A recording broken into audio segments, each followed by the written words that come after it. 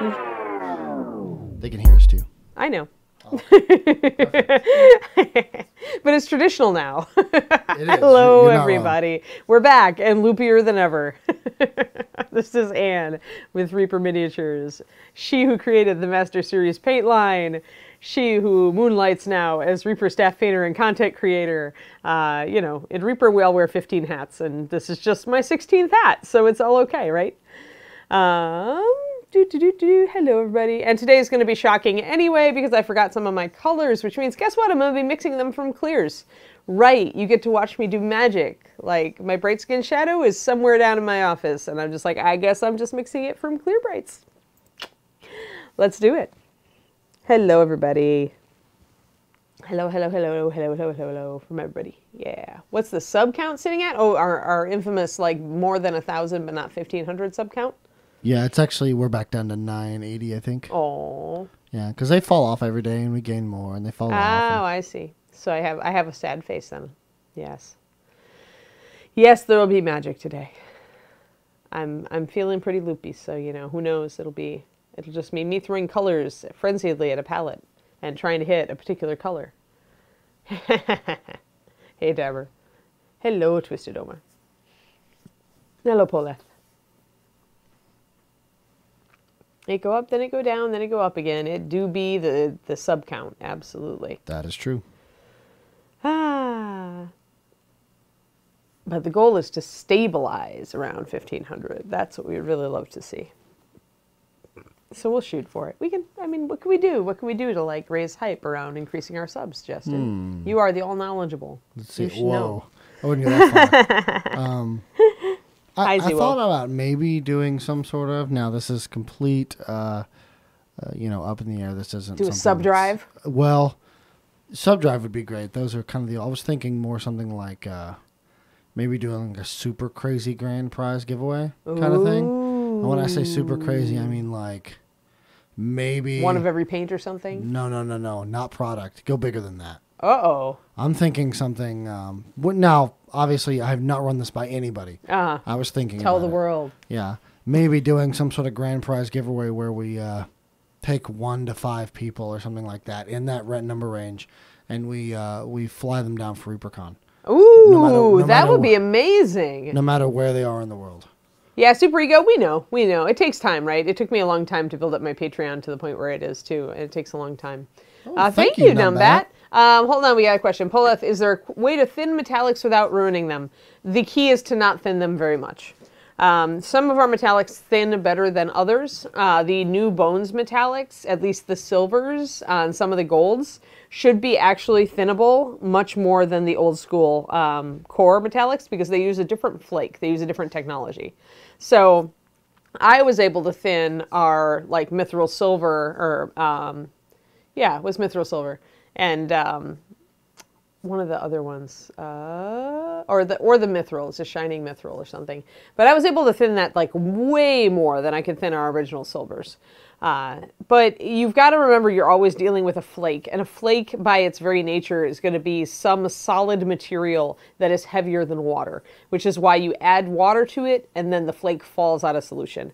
So the real key when I do metallics is not to thin it that much with water, to use instead a medium. You can use gloss sealer or gloss medium, for example, which will give more body than water will, but it'll still thin the paint, and just use a little water with that, and you can get some results that way. Oh, thank you for the raid there, damn it, Daniel. Oh, well, damn it, Daniel, you raided us. Thanks. Hi, everybody. Hello, new people. I am Anne. I am Reaper Miniatures staff painter / content creator / I created our paint line, the Reaper Master Series line. And on Wednesdays, we paint, well, we paint the same thing for a long time, actually. I'm trying to finish a very large project. So we will switch to Dragon Cam shortly. Bug Lips is flaky, but not water soluble. Actually, nothing is fully soluble except for traditional inks, which are dyes. Let me see here. Tazlanch, you were obviously reading Justin's mind. That scares me slightly. Nobody should be able to read that mind.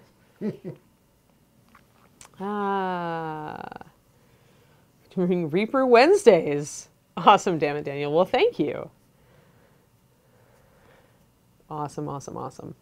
Also, the giveaway is open now since we got. Oh 5 yeah, subs. I want to talk to you guys about what we're giving away this stream because the afternoon stream is giveaway land. So just for fun, every 5 subs, at least until we get up to 4, I thought we'd give away a triad of the liner paints today, blue and gray and brown, because I use them so very much. And in fact, blue liner is a huge player in my dragon wings and in this dragon that we are working on.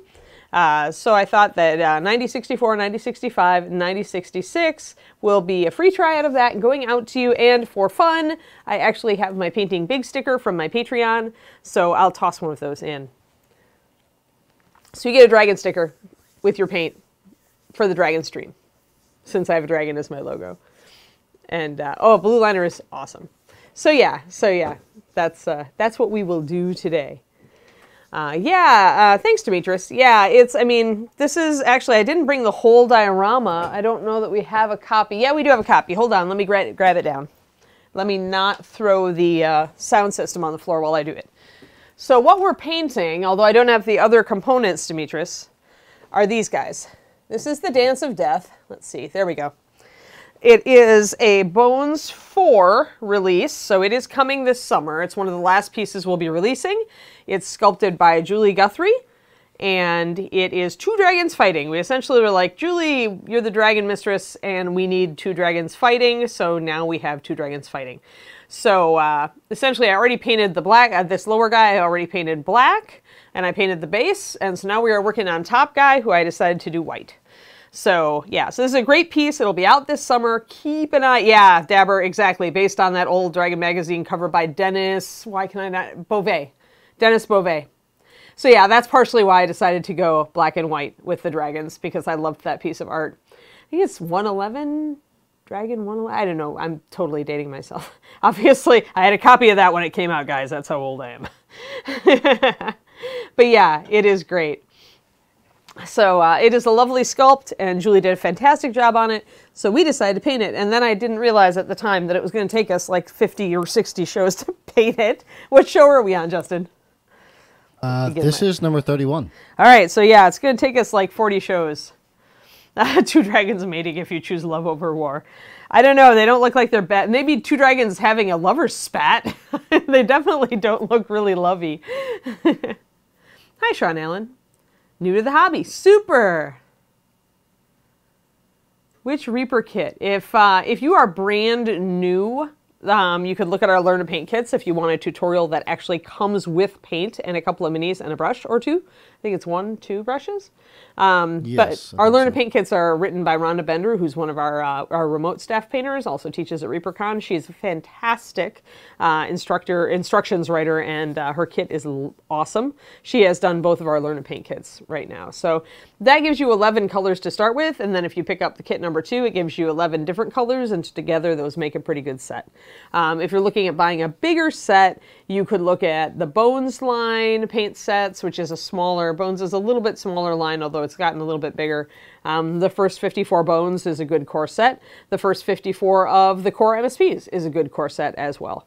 Bones is my newest thing that I did, and I'm very proud of it. I think it is a very, very good paint line for the first 54 colors, so that I would recommend Bones. The other option is, of course, just to cherry pick colors that you like. But yeah. Wintersy, I don't know how long we've had these guys. How long have these guys been hanging out, like, glued together? For a long time, haven't they, Justin? Yeah. Like, this is one of our earliest prototypes, yeah. And it's still pretty good. I mean, these wings, to give you an idea, guys, let's see here. I was wondering about that, too, whether it would droop, but I think that Julie's got it pretty well balanced. At least the bodies are pretty vertical, like the slots are on the tail. So if I, like, hold the dragon on here, it's pretty well balanced. Like, I am loosely holding it right now, and it's not rocking or anything. It's sitting on my finger really well. You know, now it's rocking a little bit. But to give you an idea, it's really well balanced. And so if something's not leaning or putting a lot of weight on something, it's generally not gonna really fall. And the wings are thick enough to hold their weight, and they're not terribly heavy. Like, not very much so. So I think I'm willing to bet that if you see a little droop, you might see a little droop in the wings, but I don't know, I'm trying to bend them, and they've got a fair resistance to bending because the actual arm part of the wing is quite thick. So I would The black dragon might be a little more prone to it because he's kind of coming up in a spiral, but he's also attached to the white dragon, so he's got something to hold him up.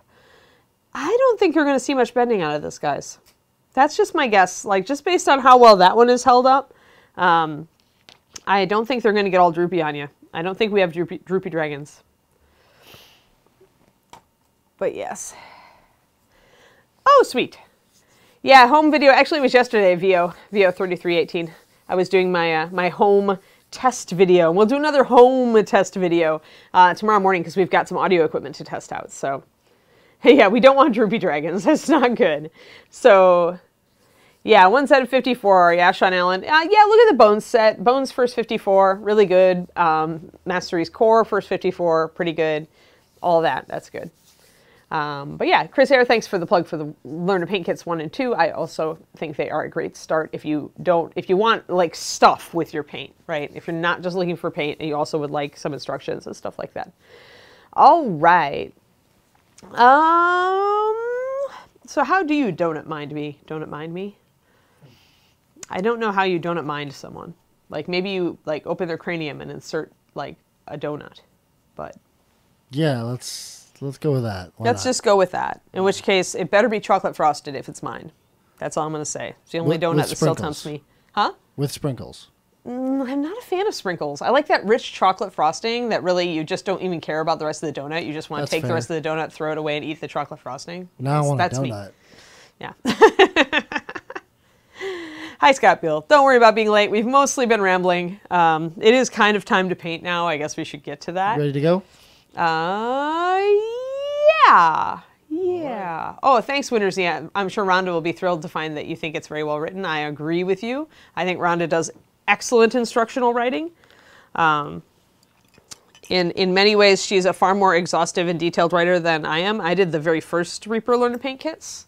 But I think she does a very good step-by-step. Do any of my triad sets have a paint of another triad set? Like, would it get a double? No, Chewy Boots. All of the triads should be their own thing. They shouldn't ever... We don't have, like, a variation triad that includes paints from a different triad and a different... Yeah, triads are pretty much set. Everybody wants a donut. Well, see, that's now why you should work for Reaper God Among Kobolds, because Dave loves to bring in donuts for us on Mondays and Fridays, although lately it's been more often than that. Hasn't it been? I don't remember. We usually get it twice a week. Twice a week? I haven't eaten them in quite a while, but yes. Yeah, since I went low carb, I have successfully resisted them. Thank you for the gifted sub, by the way, Planer. Oh, yeah. Yay for gift subs. Woohoos. Let's see here. We're doing all sorts of fun stuff with weird colors on our wings. Is Reaper hiring? Reaper is always hiring, Jay. It's just like positions can vary. Most of the time it's out on the floor in production if we're hiring. There's never a harm in putting in an application.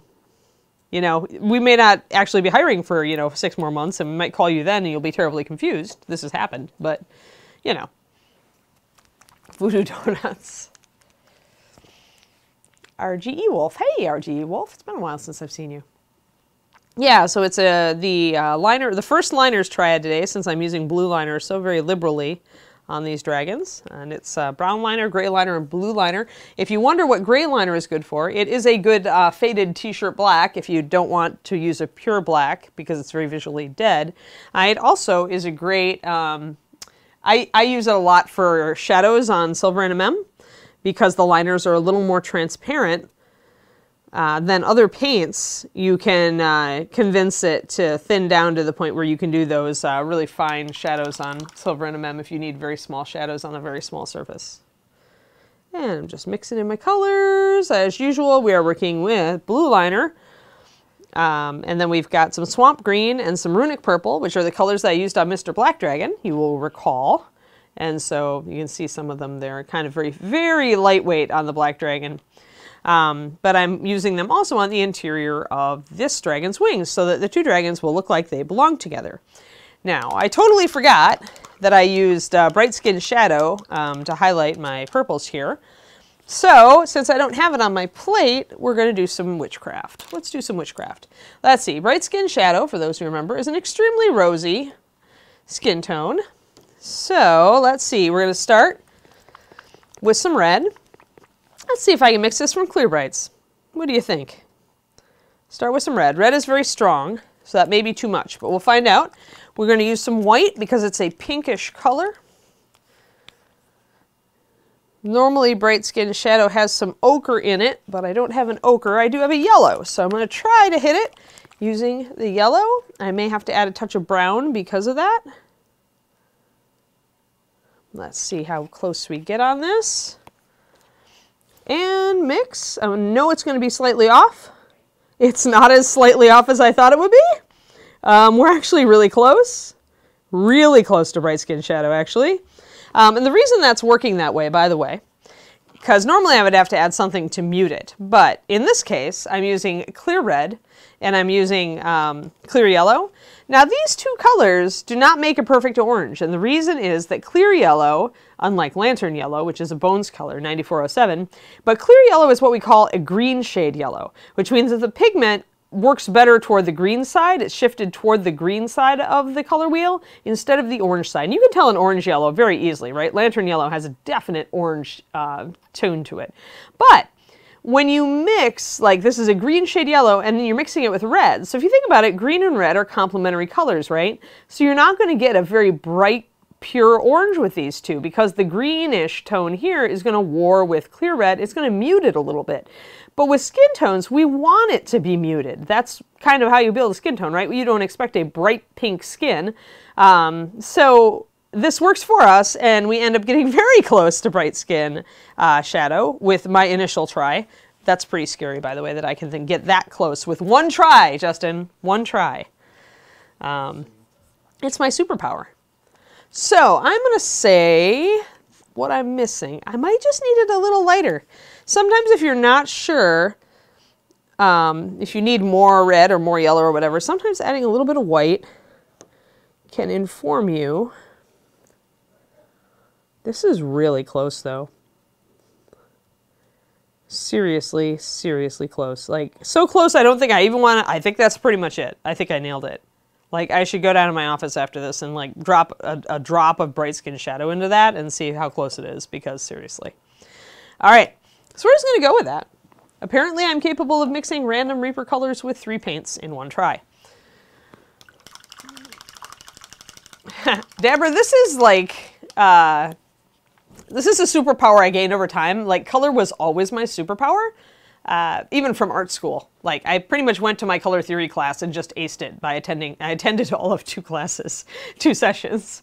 But yeah, and you have a preferred method of shaking bottles. You know, okay, in Reaper paint, it's so thin, Numbat. Honestly, I shake it up and down till I hear the little bead hit. If I hear the little bead hit the bottom, I'm good. That's all you need to do. The exception to that is when you're shaking brush-on sealer. Brush-on sealer has matting additive added to it that's just a little heavier than its base. So you'll see kind of a pale caking around the bottom of the bottle, and you'll see the bead get stuck in it. So for that, shake it until you hear the bead go, then double check your bottom there. You usually still see a little bit of the matting additive around the bottom, so shake it a little bit more. You know, maybe a couple of, kind of spin it in your hands so you're hitting it different ways, but you shouldn't really have to kill yourself shaking Reaper bottles. I went this way on purpose. I didn't want a paint that needed to be shaken so extremely, because when I used to use Vallejo, it was so thick you had to shake it for like a minute to get one color in solution. It would just kill you. So yeah. Thanks, Iggy. It is magic. Whee! It's like technology that you don't understand, therefore it must be magic. Ooh, you see the world with a purpley hue? Wow, I'm jealous. I love purple. All right, sweet. Is it possible to overshake a Reaper paint? No. No, it's not. Not really. I mean, you might get some foam, but when you squeeze it through the aperture, through the nipple, the foam's going to drop out for the most part. So you are peachy or purpley, depending on your preference. So let's see here. I need to lay down. Remember, we're going to use our gigantic brush here. The Master's Touch number 10 flat shader. The canvas brush that I bought that I'm now using on dragons because fun. We really don't need an excuse for that. All right. Eventually, Reaper, maybe if we keep doing terrain, maybe Reaper will eventually go and make us a giganto brush. Because right now, the closest thing we've got is our number 4. Which is not bad, but you know, we could go a bit bigger. We could go a bit bigger, right? And this one is also really good for terrain. The Reaper brush is very good for terrain and for smaller surfaces, but if you look at the difference here, obviously I can get away with a much bigger brush on this surface. So I will. Because you want to use as big a brush as the surface will handle until you're getting down toward finer details.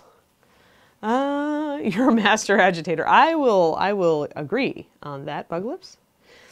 Ed's Home Depot brush would be wider than this wing and thus would be too big. You're successfully stalking Reaper pretty well there, Planer, I think. I mean, you are a mod or something, I thought, on the Discord. Isn't Planer a mod on our Discord? Is Planer, is that what you said? Yeah, Planer. Yes, she is. Yeah, see, so she's successfully stalking us quite well. She's actually a fantastic mod on Discord. She's doing a very good job. Oh, there you go. She is. That's fantastic. And I am actually going to be here pretty soon. I've talked about this a couple of times. I'm going to be looking for a couple of mods for our Twitch channel that watch most of our shows, if not all of them preferably. And I will need that person to basically, you know, help patrol chat when we're busy monitoring stuff or John is busy giving a tour and stuff like that. So we can't always be 100% attentive to chat. We cannot, like, you know, be everywhere at once. Is that what you're telling me? What on earth? Basically, yeah. Thank you, Craig Gold. Yes, thank you for the raid. It's a tiny raid. Hi everybody. I'm Ann with Reaper Miniatures. I create the Master Series paint line, and I'm a staff painter and I'm a content creator now. And we're painting dragon wings today. I am attempting to make them look like the cool galaxy wings I got up here. So yeah.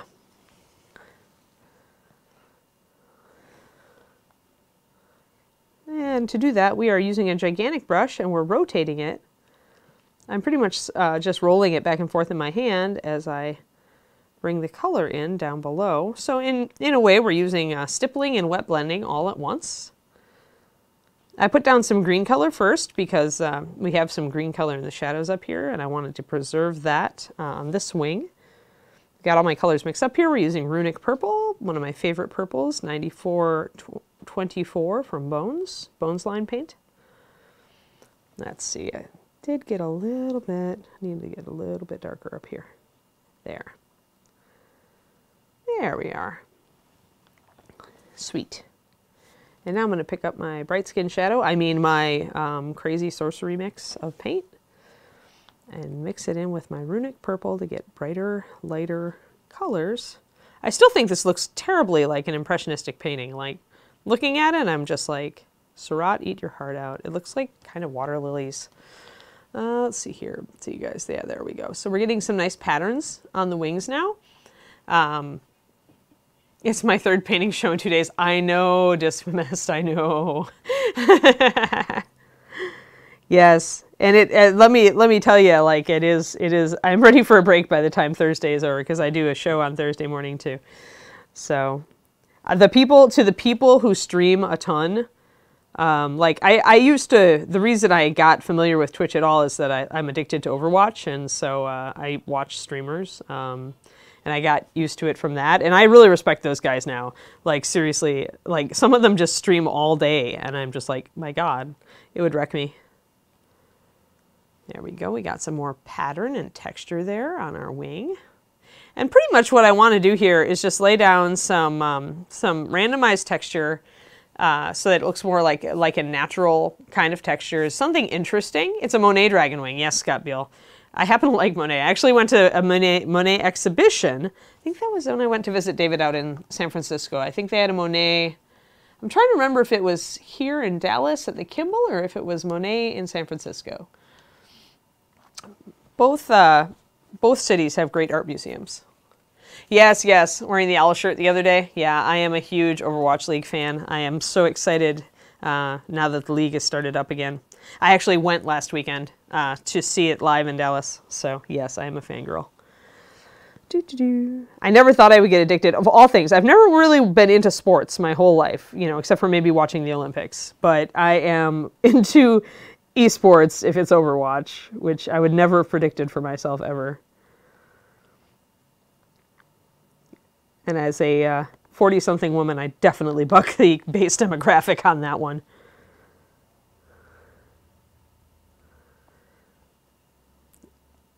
There we go. We got some Monet Dragon Wing going on.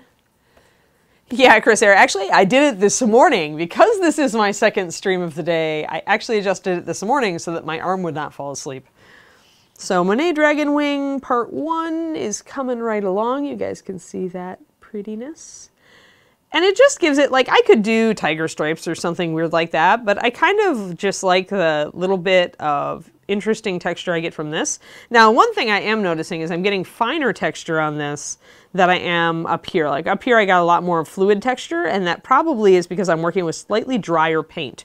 So there's a comparison for you. See how much tighter my texture is on the lower wing, and then how much bigger and diffuse. Like up top it's more of a galaxy, and down low it's more of a pointillism. And so that's an example of, yeah, I shrunk this morning. An example of how wet blending and texturing like this can be influenced by how wet your paint is. So up on the top here, I flooded the area with a bunch of paint, and then I started laying down brushfuls of it. And so it flowed together more, and we got more of just kind of a gestural component to it. Whereas here we're getting definitely more points, more pointillist texture. So I like both. So I think I'm just going to keep going and see what I can do. Maybe I can bring this one a little bit more toward the other one. I don't know. I've got to lay down here. I'll try laying down a lot more of the blue liner on this one to see what I can do. My green is all exhausted though. I'm just pretty much grabbing some swamp green. Let's see you guys there. So I'm pretty much grabbing swamp green and blue liner and the touch of white. Yeah, so essentially, if I don't have a lot of paint on this surface, we're going to get a lot more brush marks. And if I have more paint, it's going to slide together a lot more and kind of mix. So it varies with what you want it to be. And the more I dab my brush on it, the more it's going to slide together and not keep the individual brush artifacts. But I like doing stuff like this. I especially like doing it if I really don't know what I want to do with a surface and I think, well, maybe I can set up a random texture and have some fun with it. And so sometimes I'll do that because I'll get a random texture that I like, and then I'll work from that as far as adding more texture or specifics. So like, I can give you guys an idea maybe. Let me get some purple down on here. So essentially, if I keep loading paint on here, then I get some smudges. Then I start getting some flow togetherness. I do have to be careful if I'm rinsing out my brush. This big of a brush is going to hold a lot of paint, so I need to squeeze it out between my fingers and make sure that there's no water sliding down the ferrule into the brush. So I make sure that I dry it out a bit before I dip it back into the paint. Otherwise, I could flood this whole area with water and lose a bunch of what I'm setting up. So let's see, I want to get some more dark blue in here. And I don't really care if I paint a bit over these wing struts because I can always go back and highlight them at another point. So that's not a big deal. Ah, there's a nice big splotch of lavendery color. So okay, how do we work with that? Well, I'm going to rinse out my brush again, squeeze it out, come back, and just start hitting it with a bit of water. And that, as you can see, will break up the texture. It'll allow me to spread it a little bit. See how it just brings it out. And that way it gets more diffused. So it gets more kind of Starfield speckly effect. It's very easy to do galaxies with this technique. Can just go in afterwards and tighten things up. So I'm going to add some of my homemade bright skin shadow to the bottom because I want it to fade a bit more toward the edge of the wing. And I like using skin tones for that. Missed doing that a little bit over here. Do be careful if you've wet blended an area before you go back in, make sure the paint is really dry, because you really don't want, if you go back in when it's like just starting to dry, you could easily strip up what you've previously done. And we don't like that. But yeah, if you start seeing an artifact that you don't like, just go over it, maybe pick up some darker color. I want to add a little more green up here, so I'm going to do that. And then when you're getting to a point where, there, let's show you guys how that looks. There we go. There's a pretty wing. See the pretty wing? It's a very pretty wing, isn't it? Yeah.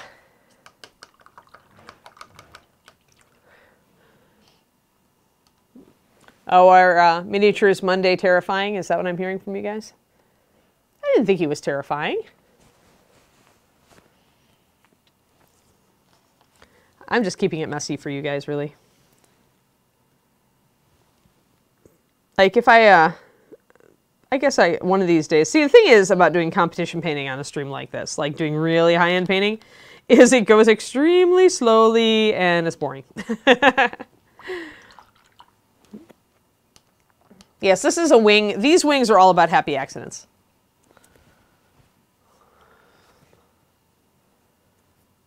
All right, so I just laid down a bunch of really watered down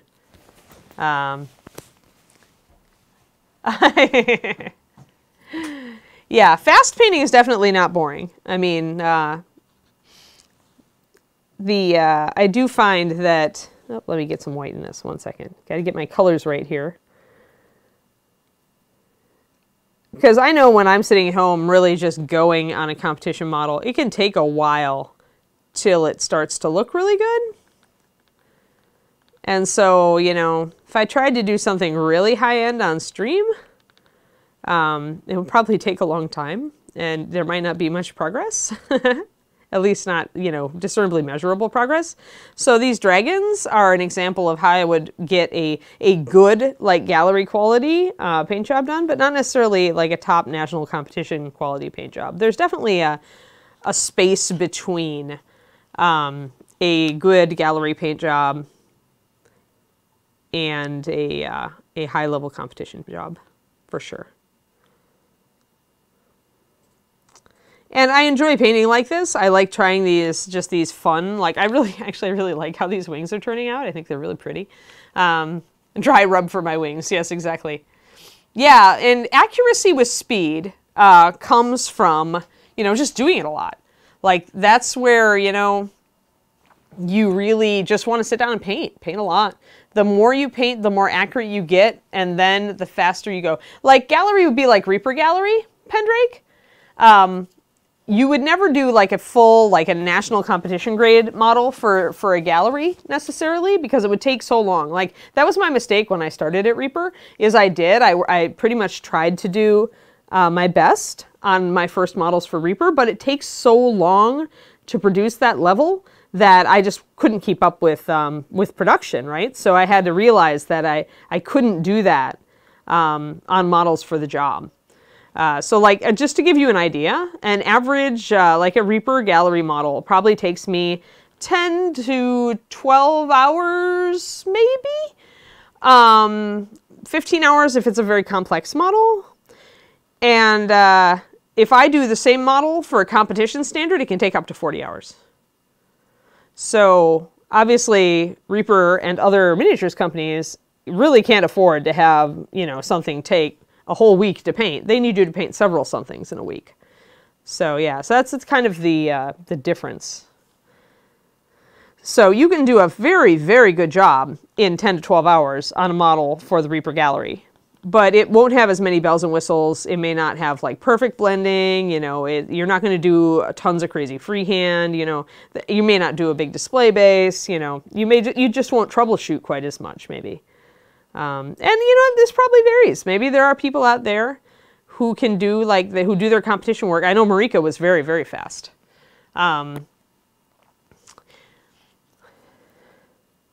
Xanatonium, yes, I have actually showed some of my competition stuff on the Patreon, which is, I suppose, now time to pump the Patreon. It's patreon.com/paintingbig. If you look especially at last year, at the early part of the year, I was working on my crystal brush entry, the sacrifice bust, and I do use her to show both underpainting textures on her cloth, and also I used her for, I showed people how to map out the complex freehand that I did on her.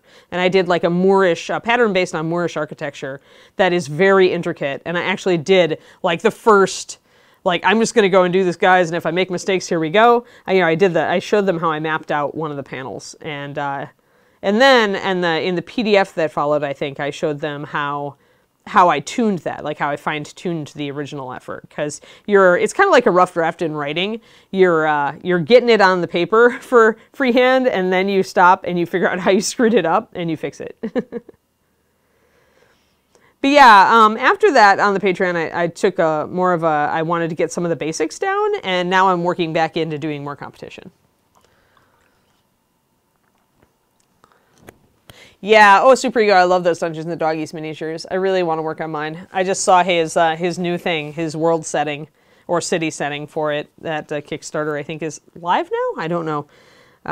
But there's more doggies, and I was tempted. Although I just don't know that I have any friends who would want to play doggies in a role-playing game, sadly. Very sad about that. Obviously, I need, like, better friends. How about you, Justin? Would you play a doggy in a role-playing game? No. Justin cannot be my friend. I mean, I'll give anything a shot, I guess. Do you know the premise behind the Dungeons and Doggies? It essentially allows you to play sentient dogs that are adventurers in a role-playing Isn't that the Pugmire thing, or is that separate? Separate. Oh, okay. Then no, I don't. Yeah, although similar. Dungeons and Doggies, they actually launched as like a miniatures line, and it was very rules light, as I recall, when it came out. But now they're putting out a setting book for it, so. Oh, okay. Yeah. And I think it's for 5e. I think it's, I think they're doing it that way. But yeah, the models are very cute. We actually make a Rottweiler War Dog mini, Chris Hare. Look at the Templar War Dogs from Warlord. The alpha dog, the leader dog that I made, because I wrote those rules, by the way, and I wanted to make a dog character, so I did. But the leader of the War Dogs for the Templar army in Warhammer, in Warlord, was actually sculpted as a Rottweiler. So, or Mastiff. I guess you could use him for either. Maybe he's not quite as wide as a Rottie, but you could paint him like a Rottie for sure.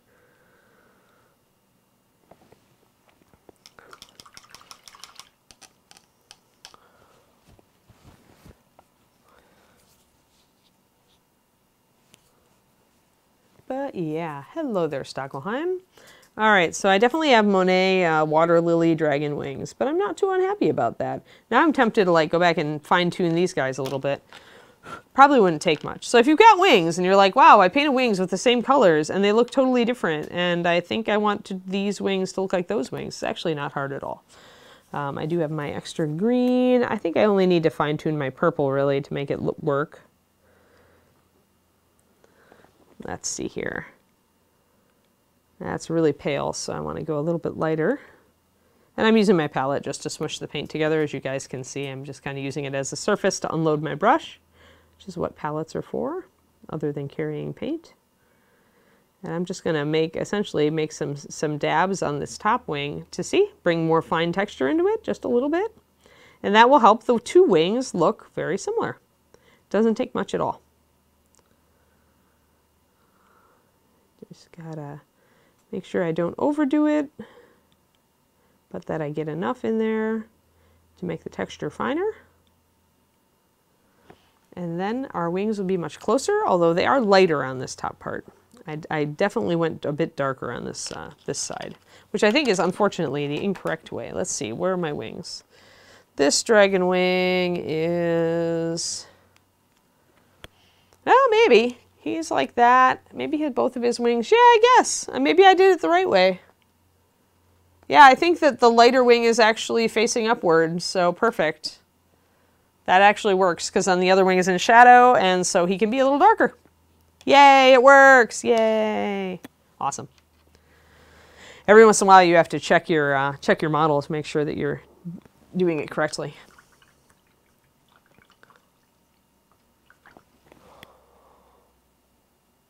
Poop on the Borderlands, Dr. Bob. Ah. Dear me. All right, let me see here. Gonna add a little bit of green to the other wing, just because I've got green in this wing, and the green in this wing is a little more understated, so I'm gonna add a little bit.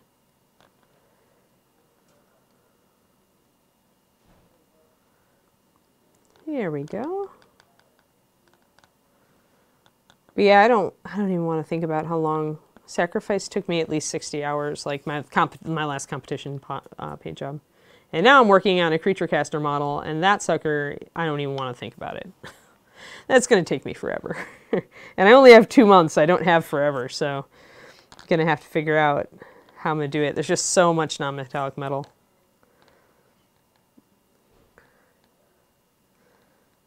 And NMM can take a long time. This is one of the dueling dragons, Felindar. This is the white dragon. I am finishing the interior of the wings. I'm just trying to get the wings done. So, all right. So now we go back to the other side. And actually it looks like I did do both wings last time. I'm smart. I did get a little bit of rub off there, so I'm going to fix that by stippling over the top of my rub off. That seems to be working pretty well. And again, we're just taking this brush and we're rotating it around so we don't get identical brush marks anywhere. Rotating the brush helps to get a varied texture. Excellent, excellent, excellent. All right, and I think, looks like I might have painted one of these wings to be a little darker than this wing, so I might have to.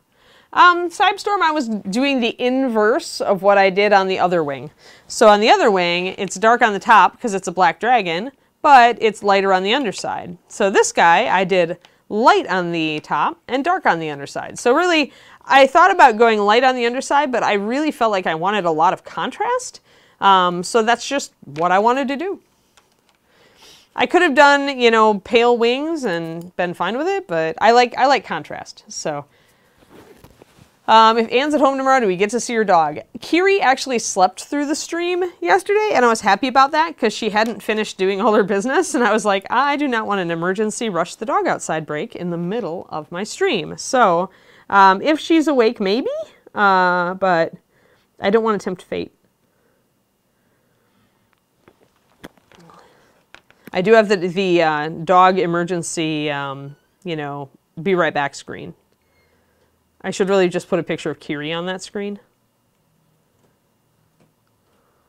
Because that's the only time that's the only reason I think I would ever do a be right back when I'm only doing hour and a half streams. Let's see, I'm just going to darken these scales just a wee bit. And I do want to get some color on that top little membrane there, which I did not get last time. Let's get some darker color.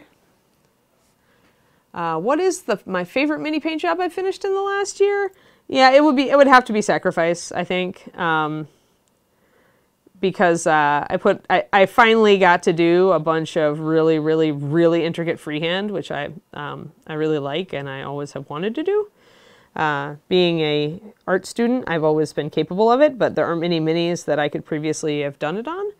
And I painted a lot of time before this last year, guys. I really didn't paint much for me. Like, I always was too busy, and painting for something that I just was going to enjoy for me was on the bottom of my to-do list. But this last year, I decided that I was going to paint a couple things for me. So that Sacrifice was one of those.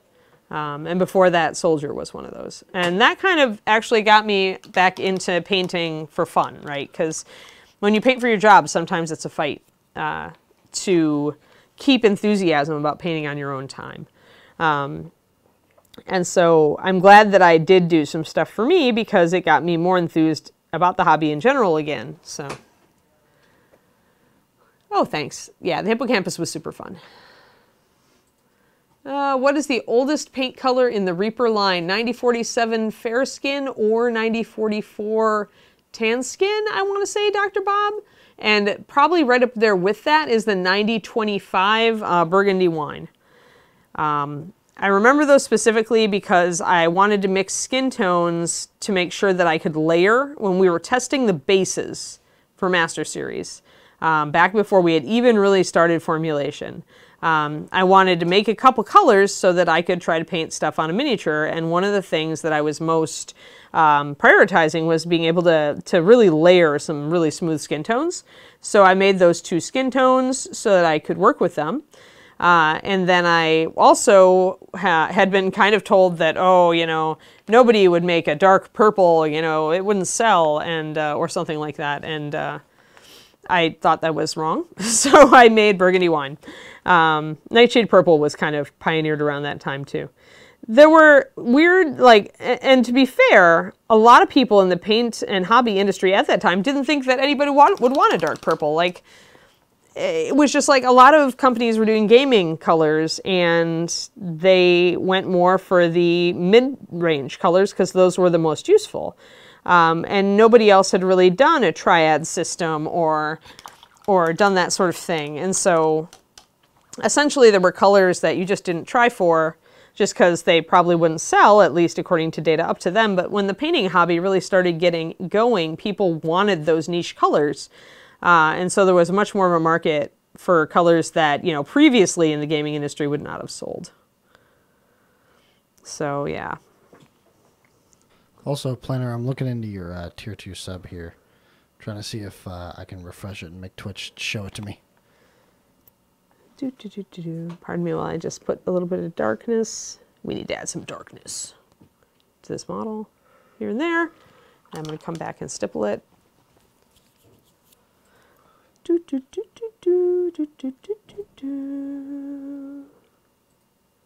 What was that? What was I explaining? Or somebody was?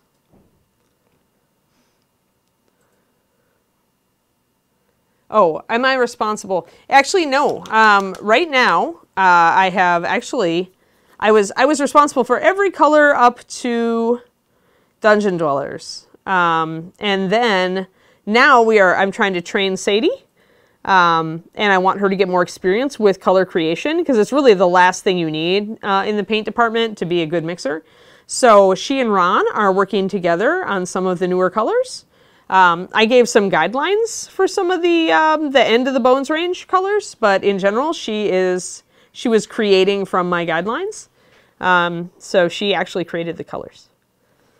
And Ron is actually a very good paint line designer, a color designer. He comes up with good names and he comes up with generally good concepts. I mean, he came up with all the Dungeon Dwellers colors, so yes. Yeah, Twisted Oma, I have always felt like, it's always been my personal philosophy that if you can't do something interesting and new, you know, there's got to be something out there that people want that isn't made, and that's what you should look for. That's what you should target when you're looking to make an impact in an industry. And, I mean, it's the same thing with being an entrepreneur. I guess that's an entrepreneur mindset, where you're looking for a problem that hasn't been fixed yet, and then you try to fix it, and that's the best way to attack, you know, starting your own business, you know. So if your idea isn't something that is solving a problem that appeals to a lot of people, then it might not be as easy to be successful at it.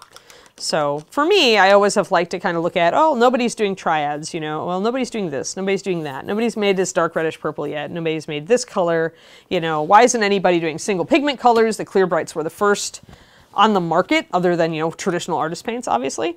But in the hobby world, we were some of the first, and you know, stuff like that. I like to look at niches. It's why I'm not terribly into replicating what other companies have done, if they're already doing well on it, right? So like if TurboDork has great color shift paints and I can't see a way to improve on that, then I'm not too interested in following up on that, right? Now, Sadie may have a different attitude, and and Ed may decide that he wants us to go in that direction. But at that point, it really is kind of an Ed an Ed call about where he would like to see the Reaper paint line go in the future, right? So it always comes down to direction, definitely from the ownership of the company too, as far as what they think is a good direction for Reaper to go. So I don't have like, you know, me or Sadie, we aren't the end all be all. We always have to put our ideas past the owners.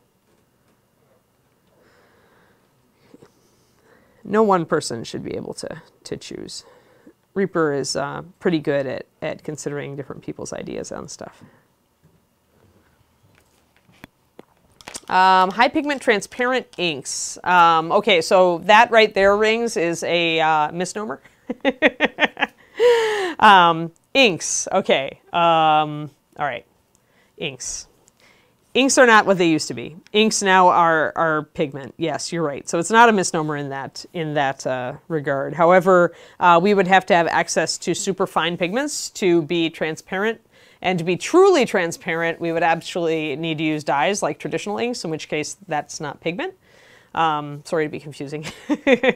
But it is confusing. The ink versus paint thing is confusing. It is the most confusing thing in the industry. Thank you, art companies stealing stuff from textile manufacturers. Gradient paints. Yeah. Everybody is awesome. Yeah, Leany Green's a pretty good color, Anatonium. So yeah, essentially if we started a new wash line, we might try for high pigment, transparent, something or others. But at this point we need some new technology, I think, to really achieve a better result. So, but yeah, again, that's a good question for Ed. Ed is kind of looking at future paint projects, potential paint projects. You know, he's had a couple things that he's wanted to do for a long time, so it really is an Ed call at that point. Bug Ed, yes, that's exactly what I'm trying to say. Let's see here. Yeah, I mean, the Dale Rowney inks are acrylic inks, and that means they're actually paint. They're not actually inks, they're paint. They're pigments. So they're very intense because they're super fine. And they could be very useful. I mean, increasing saturation, this is something that as old as Games Workshop used to recommend doing this, is putting inks over regular paints to intensify the saturation. So, you know, the Dale Rowney's can be used in much the same way, although I still am annoyed at them, Silverthorn, because they have a cyan blue that has white in it. And that's wrong. It's just incorrect. Let's see here. How do folks sort their colors? Oh dear. Don't even ask me, because I just threw all my paint onto my kitchen table, Dr. Bob, to try to resort it. It definitely needs it. Let's see. What do I want to do? I want to do... Oh, let's use our Raphael today.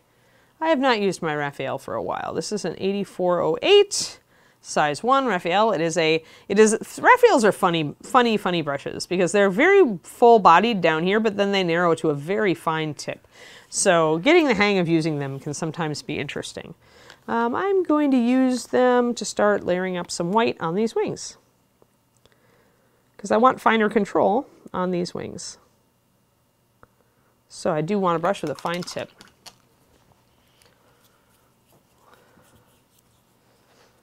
I'm still searching for the perfect paint storage option for myself. But then again, I have the same problem with my spices, so, you know. How about you, Justin? How do you organize your life? My life or my paints? Do you have enough paints to organize them? No, I do not. And as far as life, I mean, the only thing I pretty much organize really is my desktop. Yeah. At home, not the one here. The one here is... It's like trying to perfectly... I don't know, it's like trying to make a card castle in a hurricane. It's kind of pointless. But no, I do have a couple of paints, but they're not... I mean, there's like 3 paints total. No Your organizational system is to set them in a row on a shelf? Bingo, basically. Yes, we're giving away a triad of the liner colors, brown liner, blue liner, and gray liner today for the giveaway. And I'm also tossing in a sticker of my painting bigness. It's a cute dragon. We're also at 10 subs currently. Oh, good. So we are giving away 2 stickers. And I counted... And 2 triads. I counted Planer's sub, because I'm sure it'll pop up one of these days. Oh, yeah. good. So we're giving away 2 triads. 5 more subs, we give away another triad and a sticker.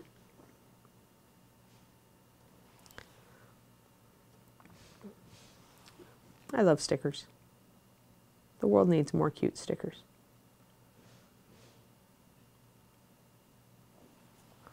I am just putting some thinned white to bring out, as you can see, to bring out the little details on the wing strut here.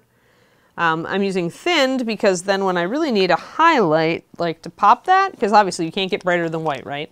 So if I layer my white first, then I can take some pure white that is relatively unthinned and use that when I need a sharp pop of highlight, like right there at the top, or like right here where these bones join.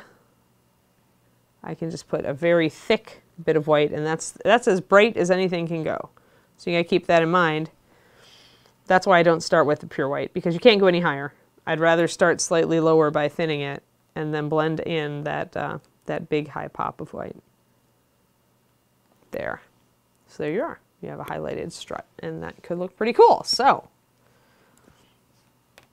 you can never have too much white silverthorn, in my opinion. There's always a use for white. Whereas black is kind of a one-trick pony, really. Although, weirdly, black is the most popular color in the Master Series line. Or at least it was at last count when I was getting the inventory reports. 37 pure black. Let's see here. The sticker is an adhesive, and I have not gotten magnets yet, Pendrake. I'm looking into it.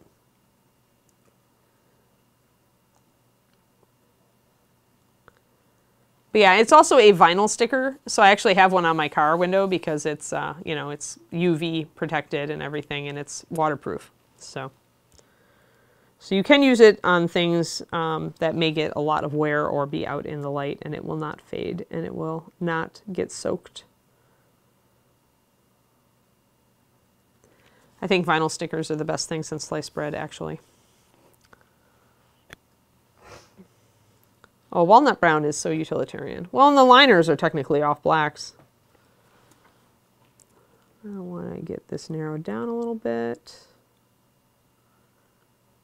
So I'm going to put some blue liner on either side, and then I'm going to blend that in with some of my blue grays. All of these blue grays, by the way, are mixed with blue liner and white because I really like the color it makes.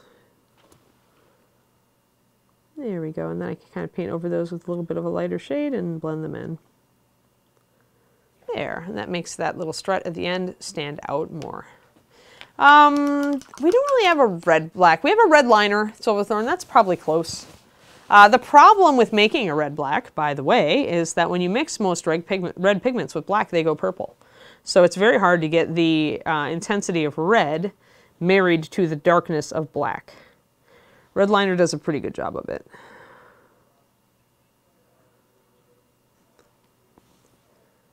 Tends to go purple or brown, actually, I should say, depending on the red. We have... I love vinyl stickers. Well, and in the painting community, stickers are just very popular since all of us, a lot of us have miniature transport cases that we stick tons of stickers on. And we're just going to do the second strut here. And I'm using thinned white again here to just kind of block it in. I'm going to leave a shadow where the two bones connect between them. But see how that's making those struts stand out nice, by the way. The fact that I shaded right up against them, and then I'm bringing them up with white. How do you get an awesome sticker? You must win the giveaway, planer, or I suppose you could come up and pounce me at ReaperCon. I will probably have business cards and painting big stickers at ReaperCon.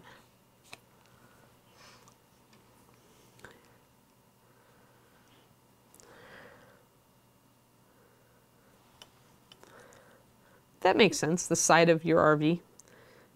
If you are one who has an RV, they seem to be very idiosyncratic vehicles, so it makes sense to be idiosyncratic with your stickers.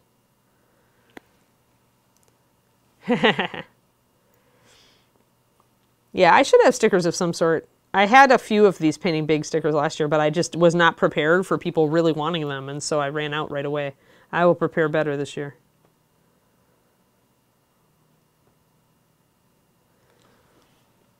And maybe I'll have the cool holographic ones for patrons who come up and pounce me at ReaperCon.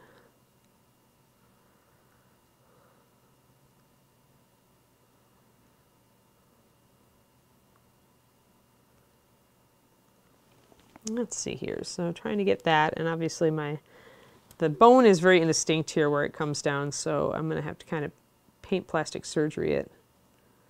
Want it to go to the end of the line there, and I want to make it look like it's 3D, so we will take some dark paint and put a shadow around it to make it look like it has more definition than it does. You can do that evil, tricksy paint plastic surgery to make it look better than, make things stand out a little bit better. Sometimes detail doesn't carry as well in a sculpt when it gets transferred over to a different medium. There we go. So now we're sharper there now.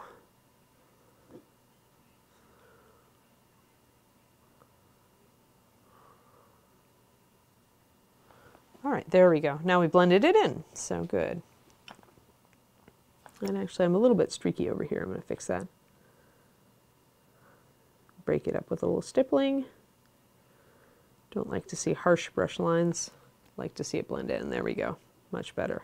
Oh, I got a hair. Kiri hair. There's a Kiri hair on my mini. And I know because it's short and black. There we go. Kiri wanted to give you her donation to the project.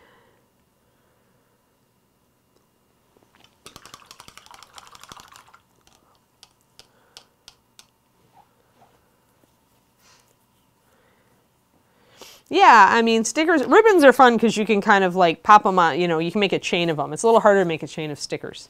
Like we'd have to figure out like a way to do that. All right, so we got those two struts done. Let's get this other strut done. What time is it, Justin? We're at 4:08. 4:08. So we probably want to wrap in the next 20 minutes. So any questions, anybody that I have missed?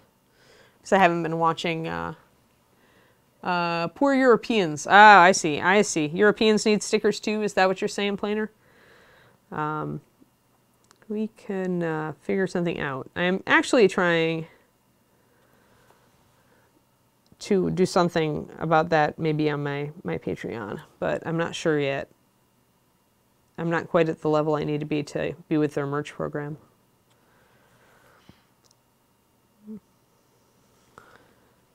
But they actually, Patreon just started a cool thing that if you're at a certain level, they'll actually make products for you. I mean, you still have to pay them for the products, but it's not a bad rate. And then they will ship them for you. Essentially, they create it and they ship them for you. So they will ship all over the world with some limitations. It's kind of a beta program, but that's kind of nice. Kind of like Reaper ships all over the world. There was talk, Collins said, of maybe putting an "and" kit together, like Miniature Monday Guy has kits. Justin, did you hear anything about that? Yeah, he has the kits that he sells. Not that he sells, but that he does. Like kit 1 and kit 2 for January and February. Yeah, Collins said that we might put together an "and" kit, and maybe we could put stickers in it. Oh, I understand. Okay. Yeah. That would be a way to for the Europeans to get stickers. Yeah, I don't see why not. I mean, I don't know. Nothing has been said about it since it was mentioned, but that would be a possibility. Because then Europeans could get stickers. Because we don't want to, not include people. All right. Working on the other wing strut. That would seem to be... yeah, those purples, shake them like a bejeebus, Dr. Bob. Those are all in the same triad, and they really do... They're made with high solids pigments partially, and so they kind of tend to settle out a little bit. Like you get a bit more binder in the top of the bottle after a while. Shake them vigorously. but they are not very, like, Monarch is not made to be a high coverage color. Monarch is actually a translucent, and I love it that way because I used it a lot. I use it on skin tones all the time, actually, weirdly. For skin tone shading, I love to use it that way. Monarch purple actually is one of my favorite colors of all time because it is a very transparent purple when you thin it. And I think transparency is extremely useful. But so for Monarch, at least, working as intended. Regal has a bit, obviously is darker and has more black in it, should cover slightly better. If you're getting a lot of streakiness out of it, it's probably that binder issue that you just shake it a lot. Numbat, we are currently at 10. Yep, we are at 10. We are giving away 2 triads with stickers. Because stickers. And I'm just strutting. Today is when we strut our stuff, our wing struts. I'm just pretty much painting them in with some translucent white and then blending that and using some stronger white to pop the bones where I need the details to really stand out, since you can't get any brighter than pure white. And then, if that looks a little too chunky, I can come back with my thinner white and blend those in.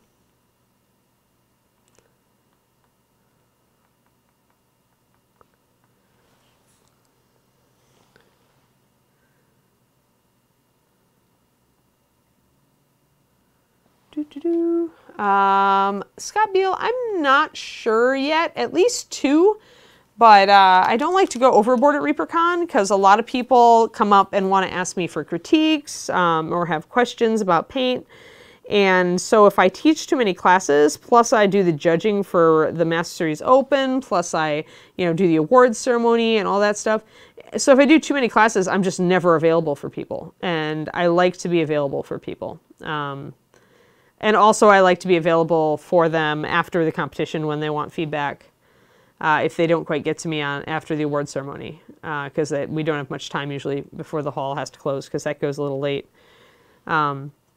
So 2 for sure. Anything over 2 is dicey.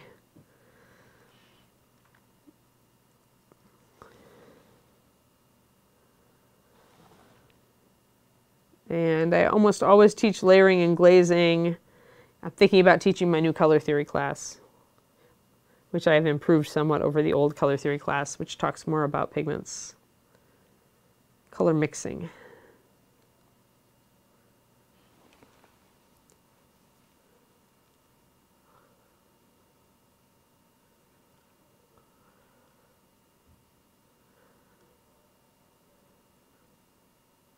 Haha. So, yeah, I mean, Sidestorm, I could just do 2 color theory classes. Well, thank you, Iggy. If you are at all out on the West Coast, I am thinking about doing another class out there this year. Maybe 2. I did a class in Napa last year, and I really enjoyed it. And it's an excuse to go to California. So, I have a boyfriend there or something.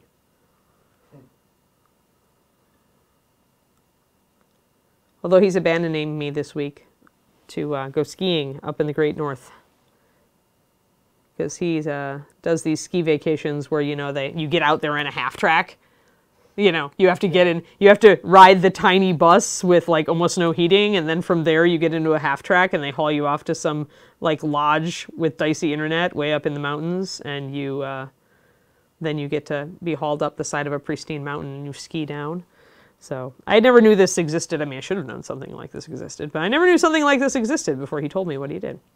Yeah, my experience with that is really the more public places where, you have standard lifts and such. Right, yeah. Less the, helicopter me up and drop me on the side of a mountain. Right. That's what they do, except it's a half track, not a helicopter. Yeah. Although apparently I did ask him what would happen if somebody like seriously injured themselves on the slopes, and it would be actually they would be helicoptered out. So at least I know there's a backup plan. Although he did mention, he's like, yeah, half the people that I ski with on these trips are doctors. So I think I'll be okay.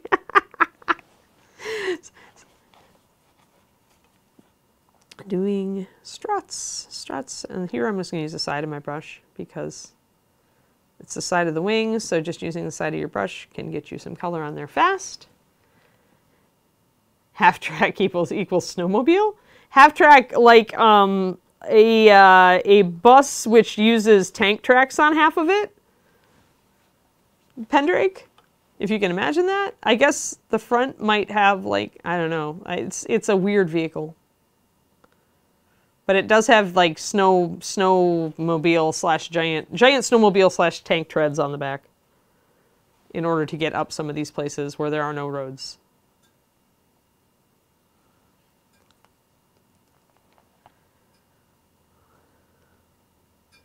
Yeah. Well, David's not going to heal himself. He's a computer programmer. Not a doctor. He's reliant on his fellow doctors. Unless, of course, they all hurt themselves. Snowcat, is that what it's called? If it's a big Daka Flocka Flame? I don't know what these what the technical term for these vehicles is. I just know that they're like off-road mountain snowy vehicles that carry lots of people.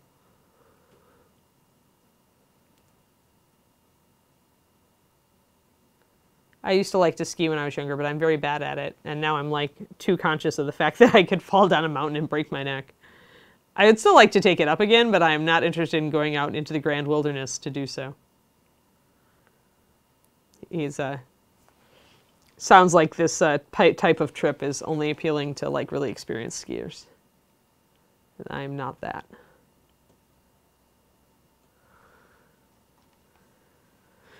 Are we getting a ReaperCon EU one year? Wow, that's an interesting question. Planer, pop that one at Ed. Yeah, exactly, Dr. Bob, right? They just need a DeLorean. They don't need a snowcat.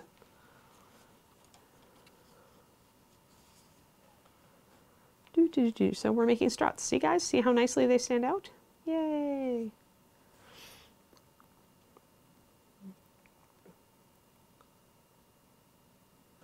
Interesting. I'll have to look them up, Daka Flocka Flame. Oh, I still like to adventure rings. I just don't, you know, my adventuring is not of the go out in the wilderness and throw myself down a mountain on two boards type, you know.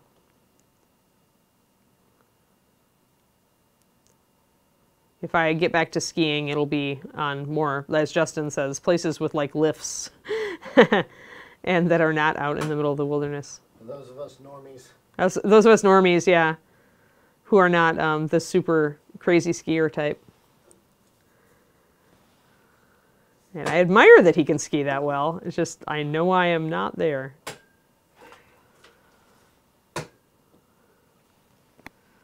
Sled or tube?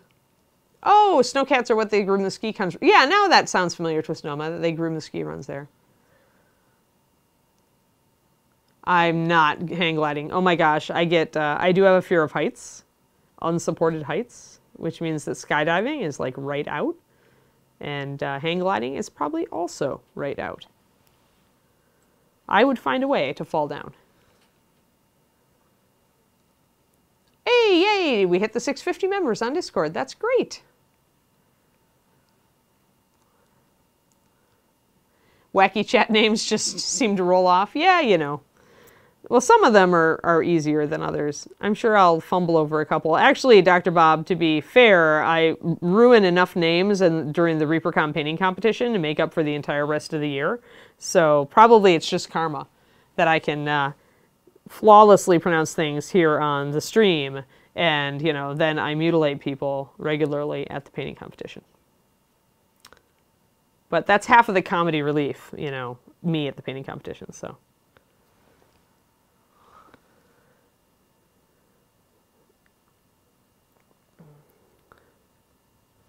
Bungee jumping is right out. You exactly have it. I don't see the point. I'm just like,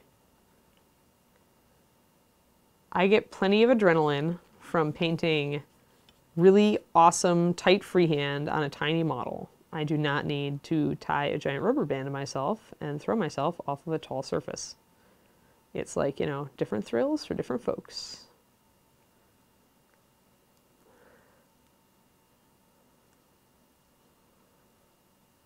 But yeah, we were playing Borderlands, the pre-sequel, the other night, and it's on the moon, and there was actually a point in that game where my character backed away from the side of the precipice that we were on because I had actually looked down and gotten vertigo from the freaking video game. So it just, it was alarming. It's a pretty game. It was just a little bit too convincing in that moment. And David's like, but wait, there's a thing over here. And I'm like, no. You go look out into the big gap. I am not going to. I know my limits.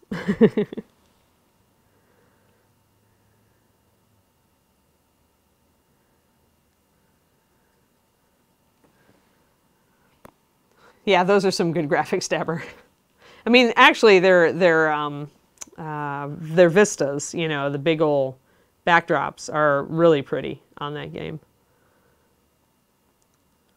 But yeah, it was very convincing. I did feel like I was looking down into, like, you know, off the planet, maybe. It was very, very scary. It definitely activated my no way instinct. So perhaps it is a silly thing, but... Oh, yeah, I've known people like that, Dr. Bob. I like roller coasters, see, because you're strapped in. Although I did used to get a whole bunch of nightmares about falling out of roller coasters. So obviously, like, my logical mind knows that roller coasters are safe, but the rest of me is like, no. Secretly, I fear them. But I like them, so I ignore my fear. So, all right, we're probably coming up on cut time. I'm betting. So we still have 10 subs, right, Justin? Yes, we do. All right. Well, that means we're giving away 2 triads. Get in your hashtag free if you want to be in for a triad of the liner colors, brown, blue, and gray, and a sticker.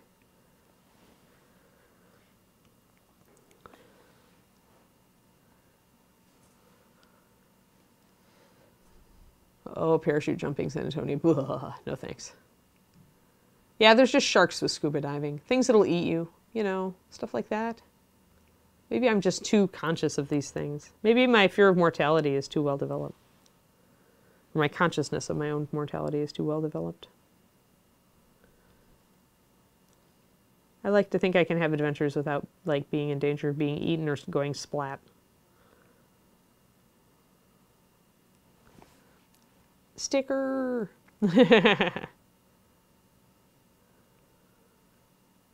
Yeah. Well, you can scritchy the shark, Silverthorn. I'm going to pass on that. There's probably other things that'll eat you out there, too. They don't know everything that's in the deeps.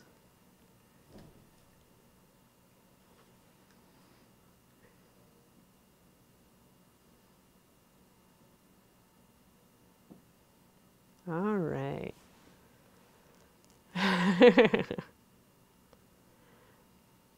So yeah, so there you go. We made some serious progress on wings today, guys. We were like, you know, we're getting along. We're getting along there. Once I get to these bigger areas, I'm going to not do every scale so much as I'm going to kind of block them in with shading and highlighting and do them like I did the other dragon scales. So we'll do that next week.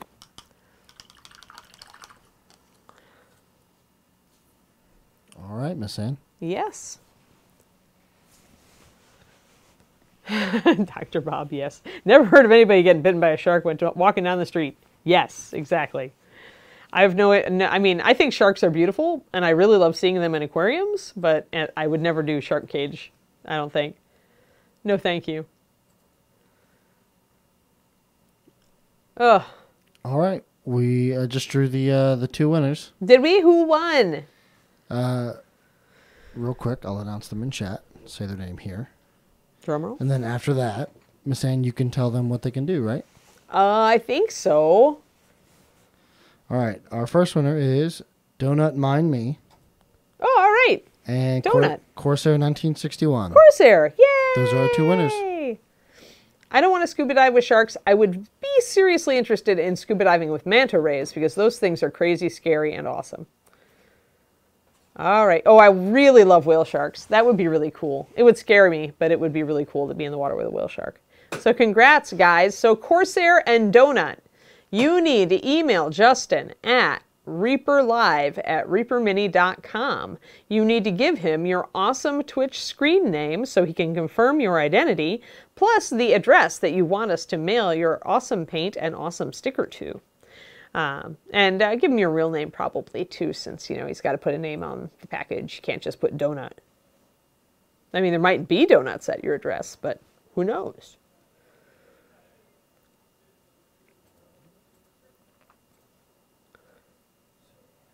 I know, Chris Ayer. Darn those people with similar names to you.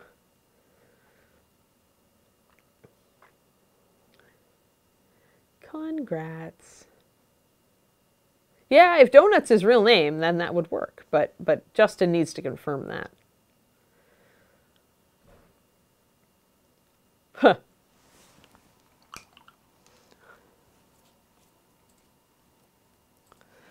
All right, peeps. I was looking at raids. What do I need to confirm?